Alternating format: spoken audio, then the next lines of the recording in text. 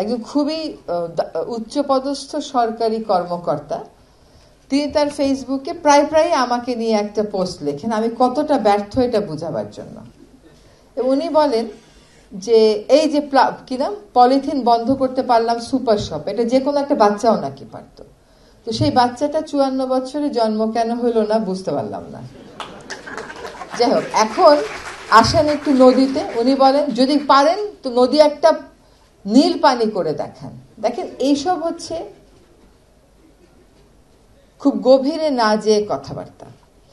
আমরা যখন ঢাকা শহরের 4টা নদীকে দূষণমুক্ত করার কথা বলে যাচ্ছি এবং উন্নয়ন সহযোগীরা এগিয়ে এসছে, তারা কিন্তু আমি বলবো ওনাদের নিজেদের যে প্রথাগত কাজের পদ্ধতি, তাদের যে আমলাতন্ত্র, আমাদের জোরাজোরিতে সেখান থেকে বেরিয়ে এসে বলতেছে ঠিক আছে যাও, তোমাকে আমরা একটা নদী পরিষ্কার করার টাকা দেব, সেটা হচ্ছে তুরাগ নদী। তো আমরা আশা করি যে খুব সহসাই তুরাগের কর্মপরিকল্পনাটা চূড়ান্ত হয়ে যাচ্ছে। এইটা আমরা আশা করি সেপ্টেম্বর থেকে আনুষ্ঠানিকভাবে কাজটা শুরু করতে পারবো। এখন কেন আমরা বুড়িগঙ্গাটা ধরতে পারলাম না? আমি চাই রাজনৈতিক দলেরা এসে ওটা ধরুক, কারণ বুড়িগঙ্গার মাটিতে যে 5 থেকে 7 ফিট পলিথিন শপিং ব্যাগ, এইটা ওরা তুলে ব্যবস্থাপনাটা করুক, করার উচিত। তো আমরা তো তুরাগটা দেখিয়ে দিয়ে যাবো ইনশাল্লাহ।